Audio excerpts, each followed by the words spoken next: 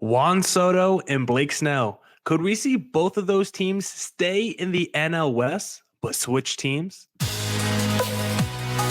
You are Locked On Diamondbacks, your daily Arizona Diamondbacks podcast, part of the Locked On Podcast Network, your team every day.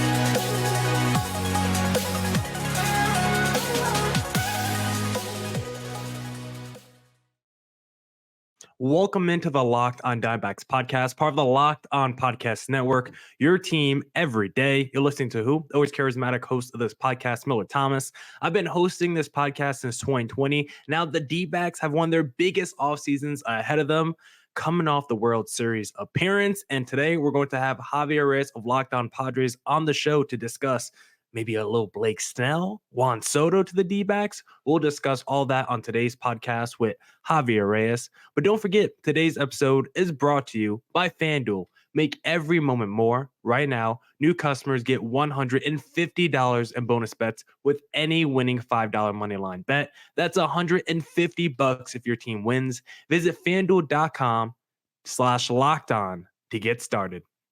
Now, without further ado, to talk about Juan Soto, Blake Snell, and hand out some MLB superlatives, we got the man of the hour, Javier Reyes of Locked On Padres. How are you doing today, sir? I'm doing pretty great. We're in the final stretches of the week. I like it. I mean, let's all be honest. It's really fun. And it's only Thursday. Yeah, but some of you, if you're lucky, some of you are like, yeah, but you usually it's a little bit of a light work week. Let's just all be honest. You know what I mean? Come on. Especially if especially if you're lucky. Usually, I don't want to assume that everyone's as lucky, but I'm doing pretty good, man. Despite the fact that we haven't had baseball in a little bit, we've still gotten some news. You know what I mean? I'm optimistic that we could have like a lot of fireworks this offseason. I think for sure. Yeah, Javi, how's it been for you? Because you've been in off-season mode for a while now. I was covering baseball up until like 2 weeks ago. Like you've been you got to cover it like every time you win the World Series. Yeah, it's been like you've been off-season mode for like 2 months now. How's it been, dog? It's been tough at points. I love doing the player reviews. That's what I've been doing, going through every player. I still got some left. Love those. Yeah, but it can be a little bit tough, and it's like the more you think about the Padres, and in fairness, I've been luckier than most because I've gotten headlines, not good headlines, mind you, like losing our 3-time manager of the year to a division rival, questions over that, spending reductions, right? Like just not the best of things happening, but at least there has been stuff to talk about, and I'm hopeful lately, probably because my favorite football team has destroyed whatever ounce of humanity and hope I had in me. Yeah, that team has destroyed everything in my soul. That I'm just like, you know what? At least the Padres are like semi-competent sometimes, maybe.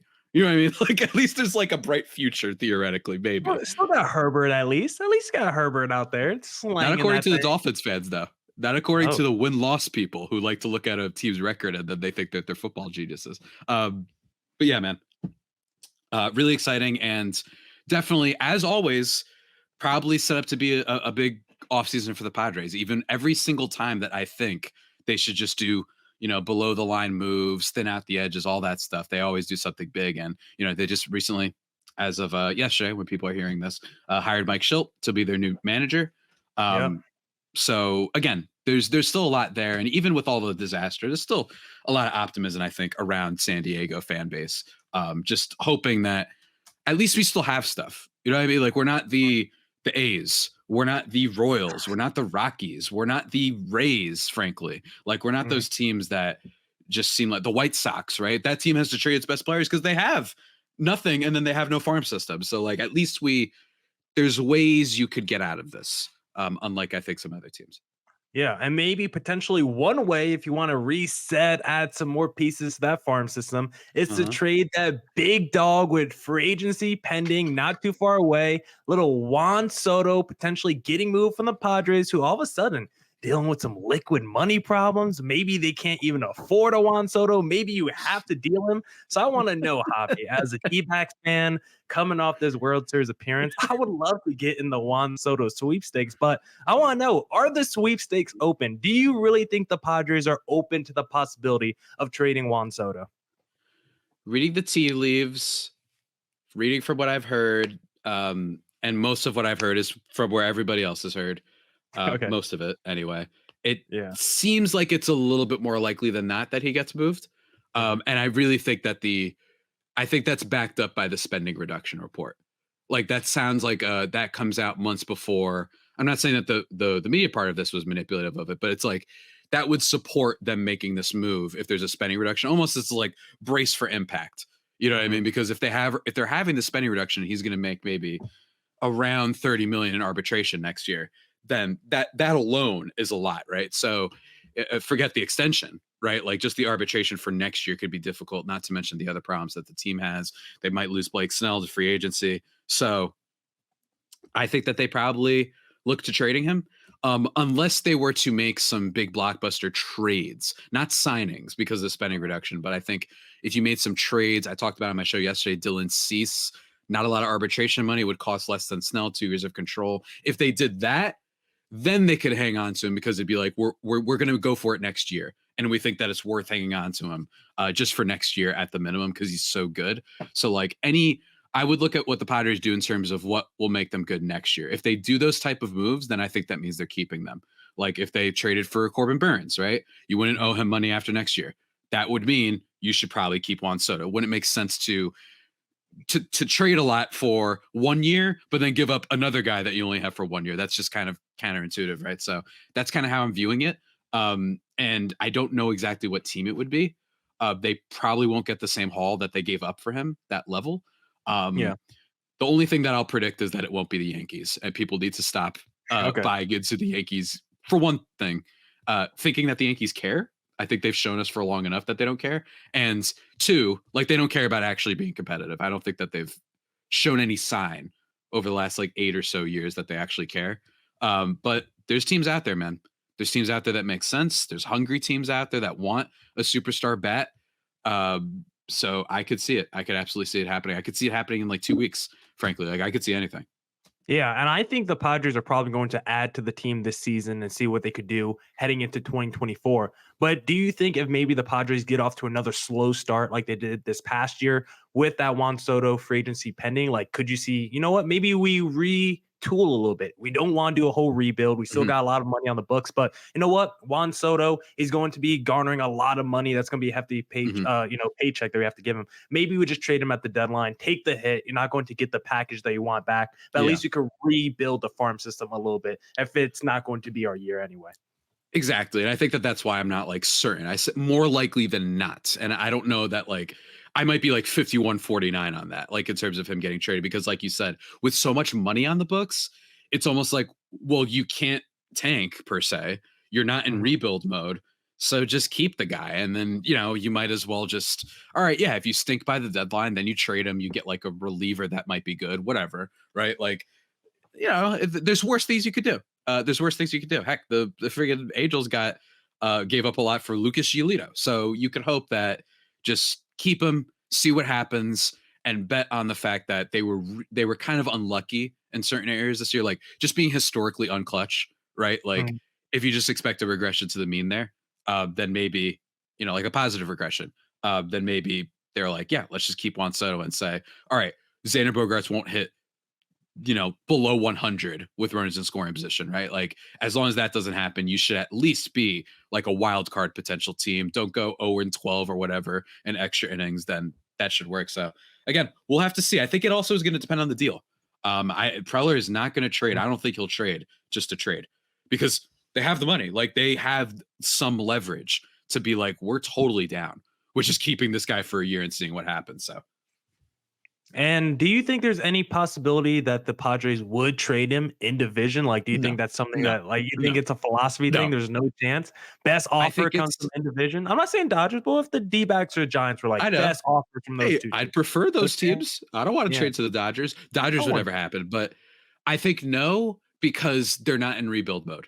If they were the Rockies, pretend the Rockies have Juan Soto for some reason, that team's not going anywhere no matter what, and they don't have star players. So that you just take whatever the best deal is, right? But since you are expected to be at least a competitive team, they still want 82 and 80, then that wouldn't make sense, because then it's like, well, then what happens with Xander, Tatis, and Machado and Darvish and Musgrove? Like, you're just telling them we're quitting this year? Like, that doesn't make any sense if you have high paid players. So I don't see a trade in division, no.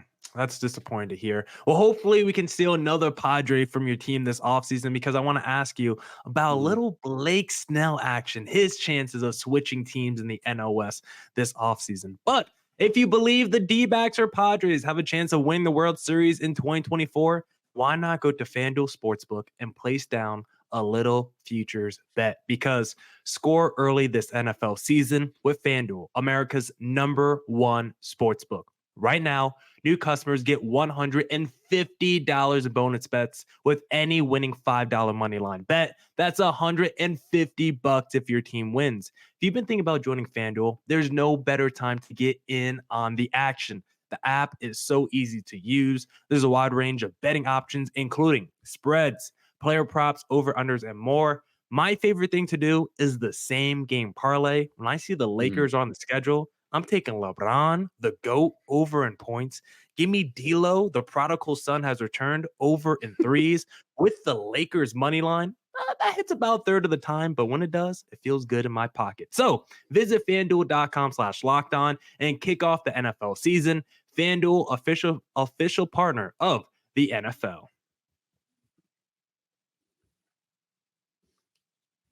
Back here on the Locked on Diamondbacks crossover with Javier Reyes. Go check us out wherever you stream podcasting platforms. YouTube, Locked on Diamondbacks, Locked on Padres for all your content by us, I guess. Whoa, Javi, the next little Padre I want to talk to you about who could potentially leave your team this offseason is the man who just stole the Cy Young away from Zach Gallen. Not even steal, because I thought Blake Snell was deserving of it unanimously, and he is currently a free agent, potentially future Hall of Famer, 2-time Cy Young Award winner. Crazy, right? Yeah.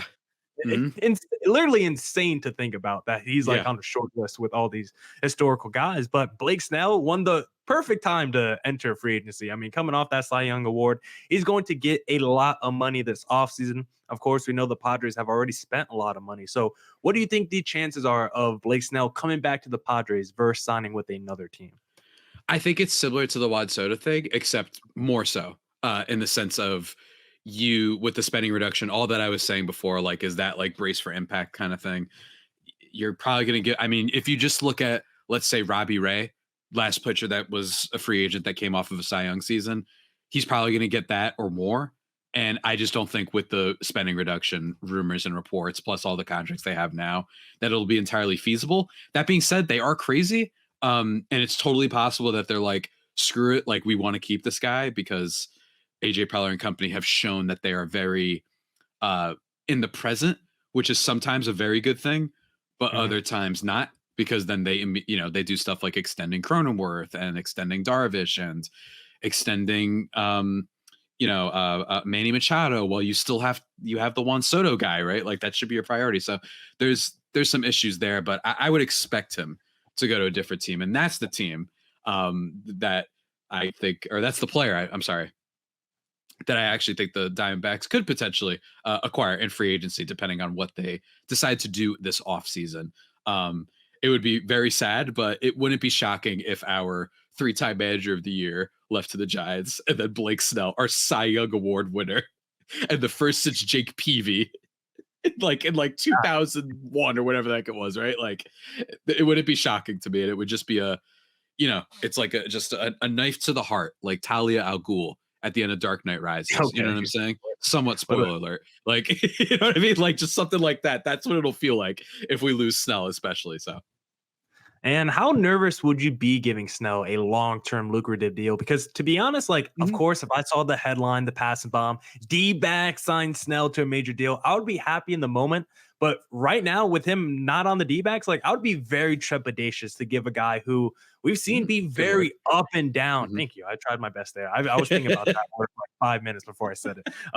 Just such an up and down career. I would be nervous of a decline. I would be nervous of maybe not a 1-year wonder, but maybe he's not the Cy Young Award winner we saw this past year. Like he still Mhm. walks a ton of dudes we've seen. So Yeah. it's like he's got some elite numbers, but he also has some very concerning red flags too when you look at his stats. So how nervous would you be if you gave Snell like one of those Aaron Nola 6 for 150 kind of contracts? Yeah, I mean, always got to be nervous with pitchers, right? Mhm. Frankly, always got to be nervous with free agents because, they're in arbitration, limbo for like 7 years of their career. And then when all the good stuff is gone, then they're allowed to sign. Yeah. And then everybody gets mad and they're like, don't sign free agents. It's like, well, it's actually because the system's a little bit messed up and you still need them anyway. So you kind of have to take the chance. It's harder to win without them. I'd be a little bit nervous too. Like you said, the walk rate, not to mention really great Padres defense behind him.